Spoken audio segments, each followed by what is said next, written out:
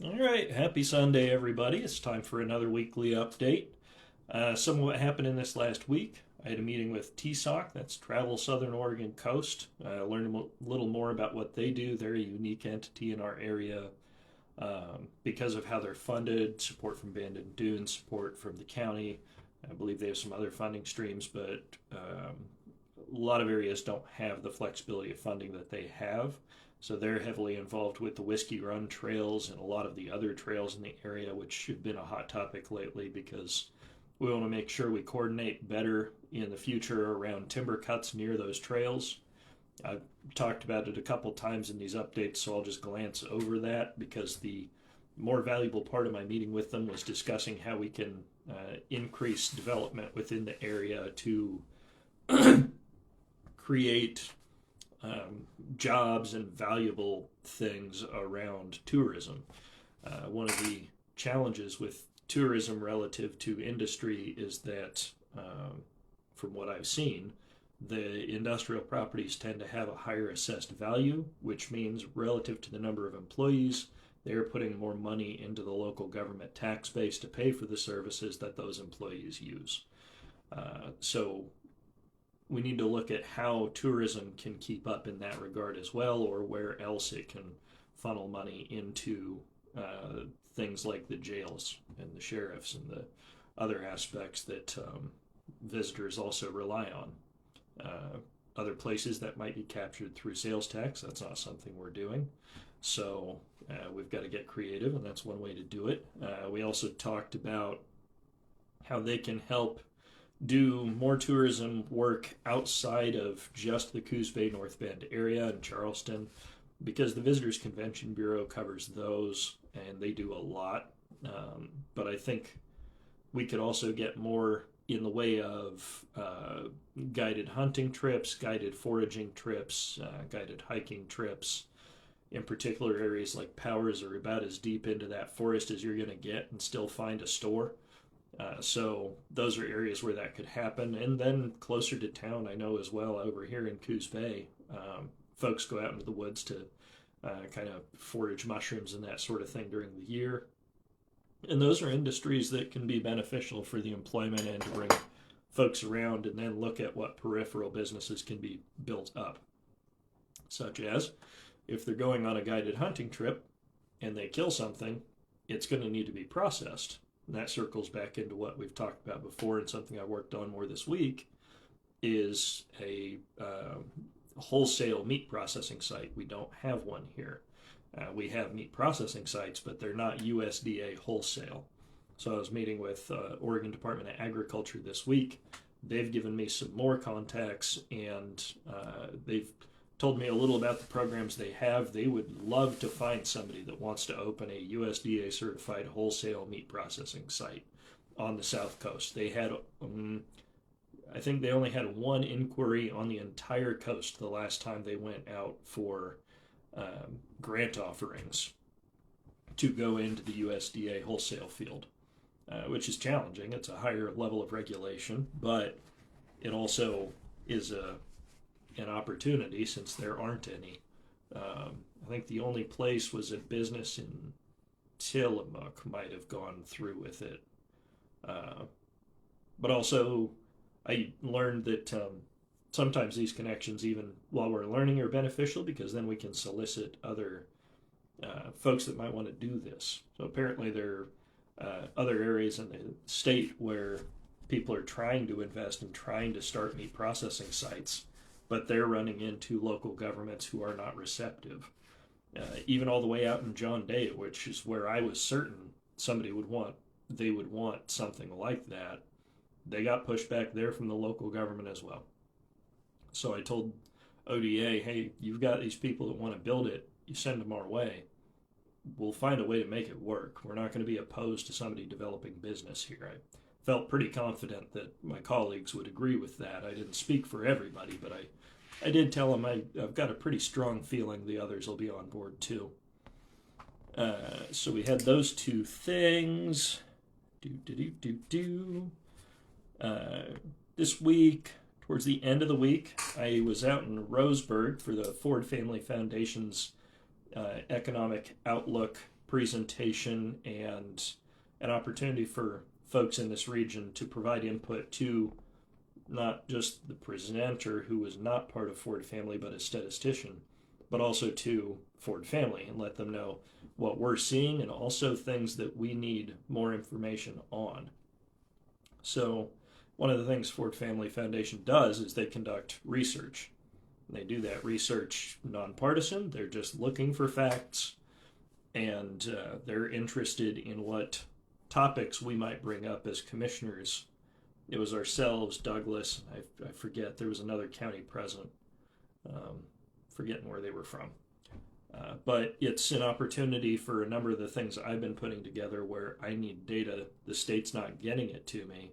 Someone like Ford Family Foundation could take on that data objective, and I'll be talking with them, providing them the list of things I'm trying to get, and if some of it fits into what they've got in mind, that'll be awesome, and that's less labor out of the county to get the outcomes we need. Yeah, funny one. They also brought up somebody just pumped a bunch of the Oregon codes into, I forget, one of those AI softwares, and told it, find me stuff that's outdated. And it came back with bills that cite the need to use microfiche and tape recorders. I forget, there was other stuff in there, but just some stuff that we probably don't use anymore. A little bit of stuff around ITs. I'm the liaison to the IT department, and we're talking software changes that have to happen or maybe don't have to happen depending on what Microsoft does. Daily taking care of business stuff that's just one of those things commissioners do that you'll probably never hear about, so I figure I'll just mention that that's a thing we do, is make decisions around software and what's affordable and that sort of thing. I'm going to get into, I'm going to get into a kind of a bigger thing in a minute here, but first, something that came up at the Chamber of Commerce meeting this week. They do a Wednesday business lunch. The sheriff and Commissioner Taylor were presenting this time, and something that came up folks might hear about, so I'll just let you know. I put in my paperwork and I'm finishing my background check to do a reserve deputy position. So reason for that, I am worried about the budget coming up. I'm worried about what I see out of the state and federal government. Just this year, on top of all the problems we're having with the federal government around timber sales and them wanting to keep all the money instead of distribute it to counties as they always have. We also have problems with the state where they cut 30% of our marine law enforcement funding this year.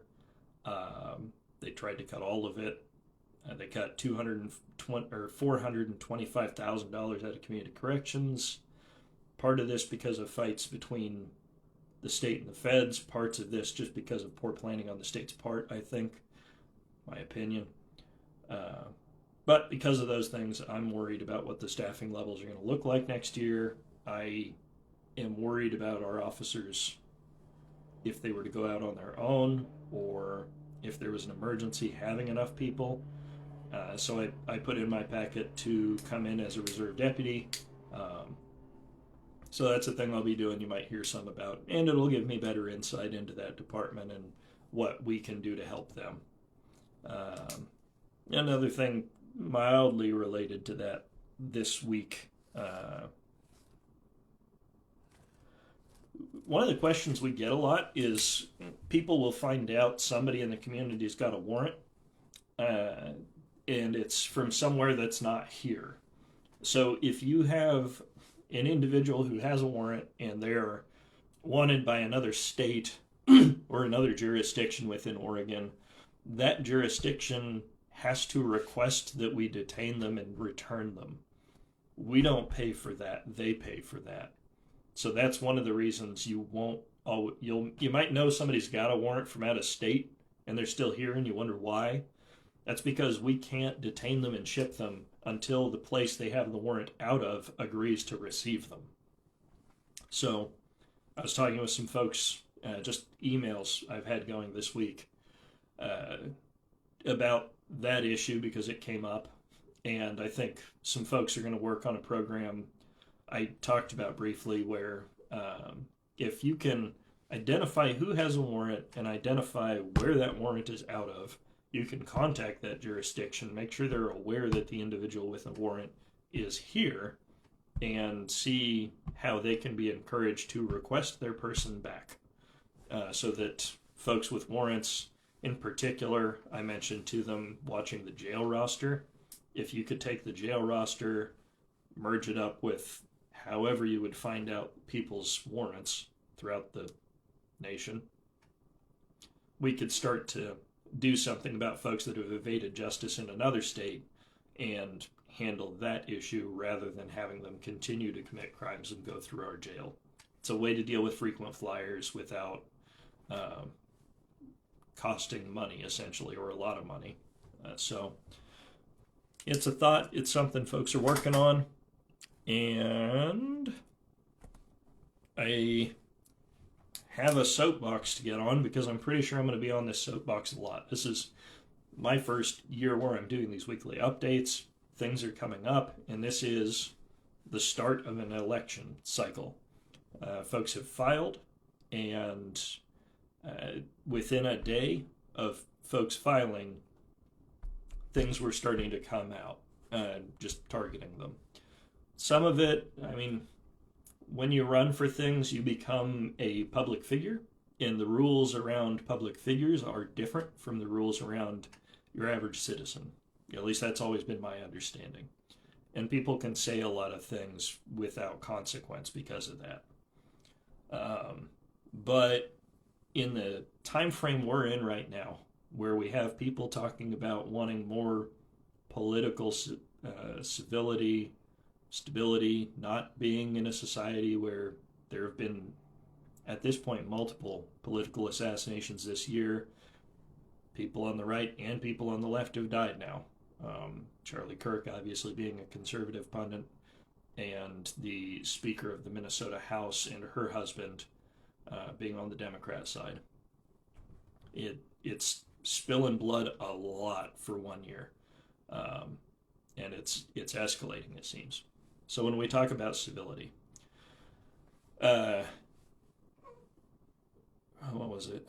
Shortly, it was actually during our commissioners meeting on Tuesday, I got a message from one of the candidates that she had seen a bunch of posts attacking her essentially online,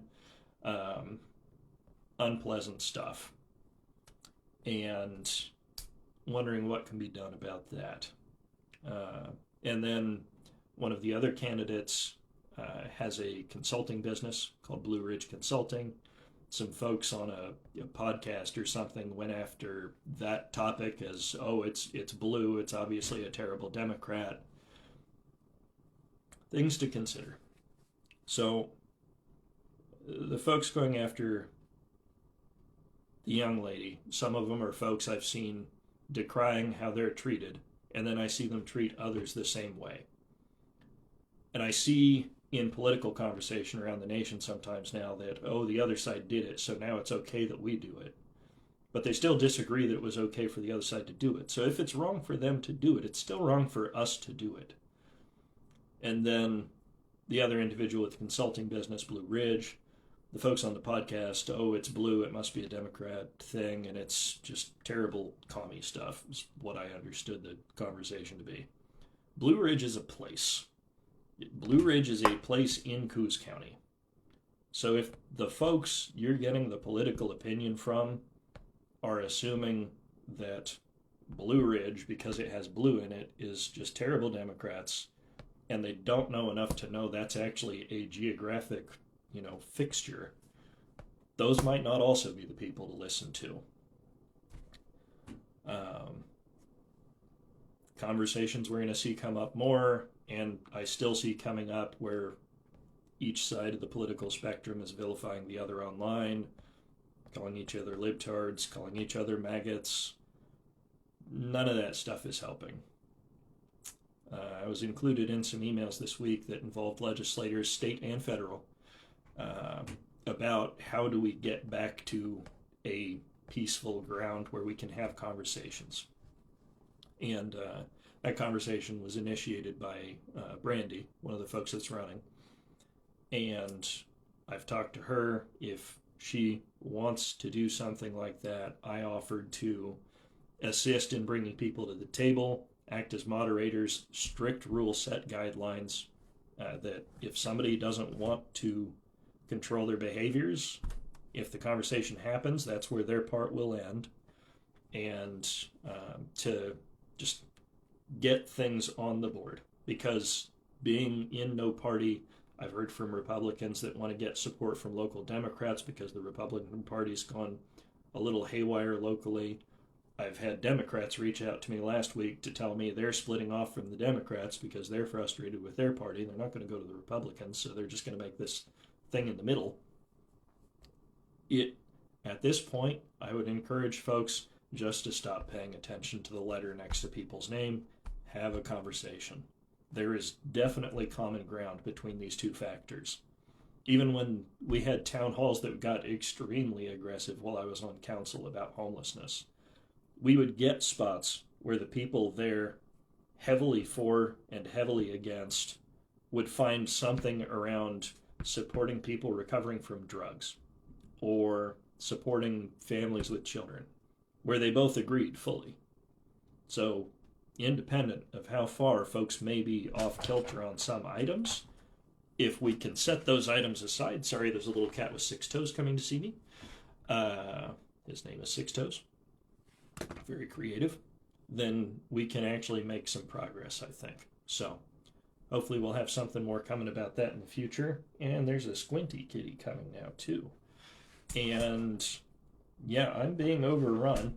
This coming week, we have an Association of Counties regional meeting tomorrow, so Monday. And then the week is going to close out for me with an economic summit, Thursday and Friday. So those are going to be big parts of my week. And I should have more information around economics and hopefully not talking about politics, because I don't actually like politics. I like to get work done. And yeah, we'll talk to everybody next week.